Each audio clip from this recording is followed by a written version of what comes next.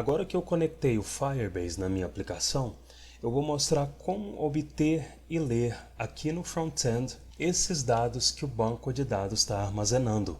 Para fazer isso, aqui no app.js, como essa const está armazenando a referência do banco de dados, isso significa que de alguma forma, através dela, eu posso obter esse collection games, que por sua vez armazena esses documents, que armazenam esses fields. Como poderiam haver múltiplos collections nesse banco, na hora de obter um collection desse banco, eu preciso especificar qual collection eu quero obter. Então, para especificar qual collection eu quero obter, eu vou remover só esse console.log daqui, e aqui na referência da DB, eu vou encadear a invocação do método collection.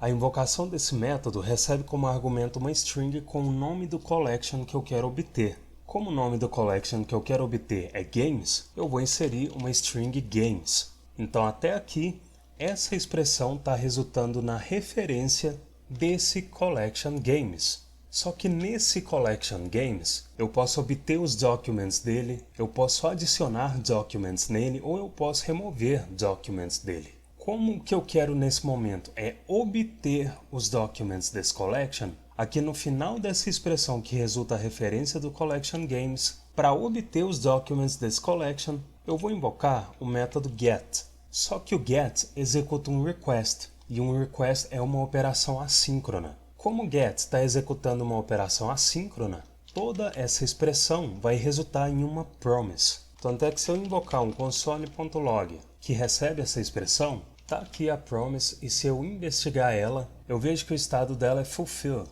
Isso significa que o request foi completado com sucesso. Como que eu faço para acessar o valor que a promise está encapsulando?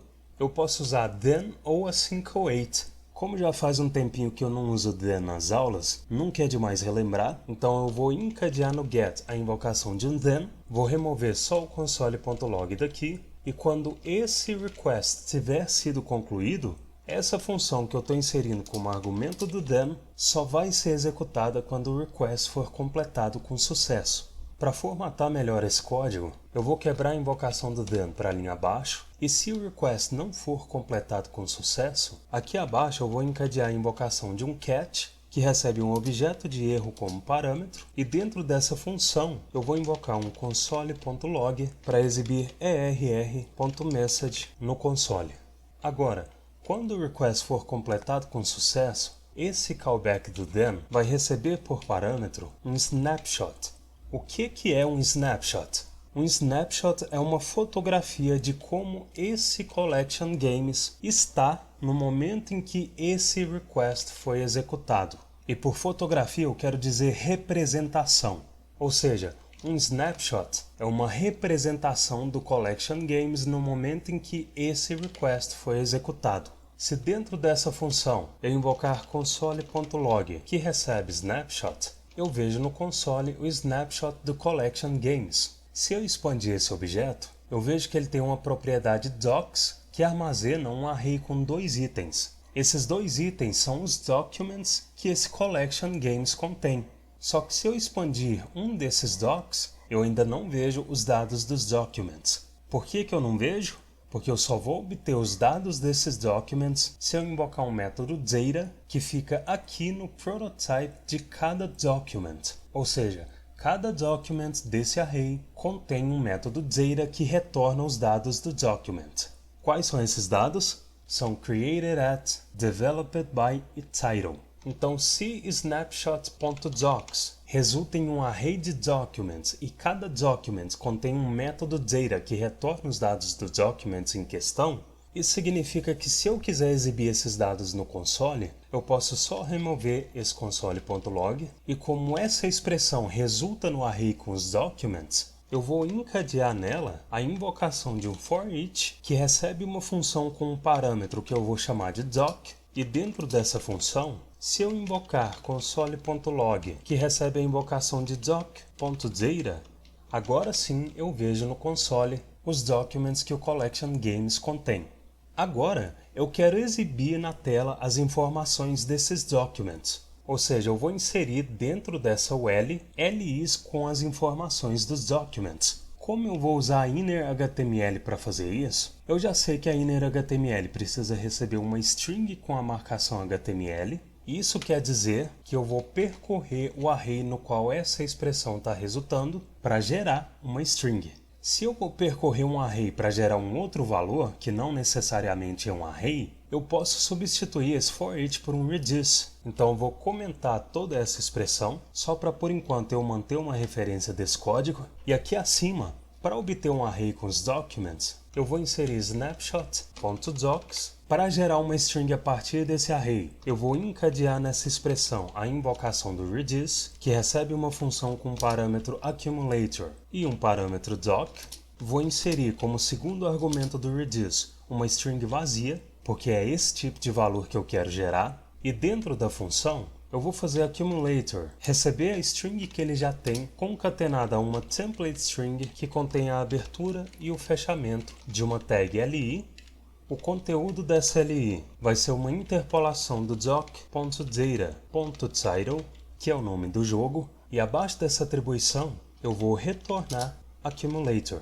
Se eu atribuir toda essa expressão para uma const gamesLis, remover esse comentário, e aqui abaixo eu invocar um console.log que recebe gamesLis, eu vejo no console as LIs com os nomes dos jogos, e para inserir essas LIs como itens dessa lista, aqui no index.html, na UL, eu vou inserir um data-js que recebe games-list. Vou copiar esse data.js e aqui no app.js, se aqui acima eu inserir uma const games-list que recebe document.querySelector, que recebe o seletor CSS do data.js, se aqui abaixo eu remover esse console.log e inserir gameslist.inner.html, recebe o HTML que ele já tem, concatenado a gamesLis, eu vejo inseridas na tela as LIs com os dados que vieram do Firestore. Agora, eu quero que quando a aplicação for carregada, só os jogos que vieram do Firestore sejam exibidos na UL. Eu também quero exibir os valores desses fields created at e developed by. Então aqui no index.html, eu vou remover esses LIs, então eu posso deixar a abertura e fechamento dessa tag juntos. Aqui no app.js, eu não preciso mais fazer a gameslist, receber o valor que ela já tem, porque ela contém mais nenhum valor. E para exibir na tela os valores dos fields developed by e created at, eu vou usar essa marcação HTML. Então eu vou indentar essa marcação, e se eu olhar o browser, eu vejo que eu preciso substituir esses placeholders pelo nome do jogo, pelo estúdio que desenvolveu o jogo e pela data em que o jogo foi adicionado no banco. Para fazer isso, eu vou selecionar todas as ocorrências desse placeholder na marcação, vou substituir eles por uma interpolação, e para não repetir a invocação do doc.data nas 3 interpolações, logo acima dessa atribuição, eu vou inserir uma const expressão de destructuring que recebe a invocação de doc.data, e como essa invocação retorna um objeto que contém as propriedades que eu vou usar, eu vou fazer um destructuring na propriedade title, na propriedade developed by e na propriedade created at.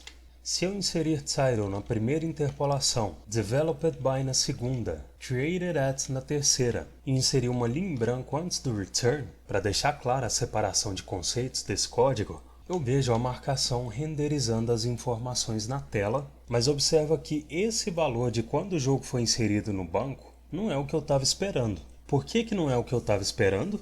Porque o que eu estava esperando é essa string que created@at armazena. Só que isso não é uma string, isso é um objeto. Tanto é que se eu investigar esse field, eu vejo que esse valor tem o tipo timestamp, que é um objeto. Se fosse string, esse option aqui em cima estaria marcado. Então o que aconteceu aqui? Como created@at armazena um objeto, e se eu invocar console.log, que recebe created@at, eu vejo esses objetos no console, por baixo dos panos foi executado um toString nesses objetos para que eles fossem renderizados como string. Tanto é que se eu encadear na created@at a invocação de um toString, eu vejo aqui no console a mesma string que foi renderizada nas LIs. O que eu preciso fazer para realmente obter a data de criação do jogo no banco de dados? É o seguinte, esse objeto created@, tem um método toDate que converte um objeto timestamp do Firestore para um objeto de data JavaScript e retorna esse objeto de data JavaScript. Roger, por que o Firebase tem um objeto de data diferente então? Porque um timestamp do Firebase usa nanosegundos para representar o tempo. Como eu não preciso exibir nanosegundos aqui, eu vou remover esse console.log e se na created@ eu encadear a invocação do toDate, agora sim eu vejo a data de adição do jogo no banco. E novamente, o que eu mostrei até aqui está descrito na documentação do Firebase. Inclusive é importante você saber como encontrar informações específicas na documentação. Olha só, eu sei que você já sacou que para chegar na documentação é só clicar em Go to Docs aqui no canto superior direito e que você já sabe que para acessar a documentação para aplicações web, você precisa clicar aqui no Get Started for Web. Mas agora eu quero te mostrar a forma como as informações estão organizadas aqui nessa documentação. Aqui na esquerda, observa que eu estou dentro de um item web, que está dentro do item adicionar Firebase em um app, que está dentro de Get Started with Firebase, que está dentro de uma seção chamada Guides. Essa seção Guides tem o passo a passo para você começar a usar o Firebase. E eles dividem isso em como começar a gerenciar seus projetos no Firebase, como começar a usar o Analytics. Então essa seção foi feita para você entender como começar a usar essas ferramentas. Agora, observa que abaixo da seção Guides, os tópicos estão divididos em categorias. Que categorias? Build, Release and Monitor e Engage. Essas categorias são as mesmas que aparecem aqui do lado esquerdo do seu dashboard no Firebase. Ou seja, como o Firestore está dentro da categoria Build, se eu vier aqui na categoria Build da documentação, eu vou encontrar toda a documentação do Firestore aqui dentro. Inclusive, se eu clicar aqui em API Reference e clicar em Web, eu vejo a documentação de toda a API do Firestore, que é essa API que eu estou usando aqui no front-end da minha aplicação. Isso significa que para eu descobrir o que é um timestamp no Firestore, eu só preciso vir aqui embaixo e clicar nesse item timestamp.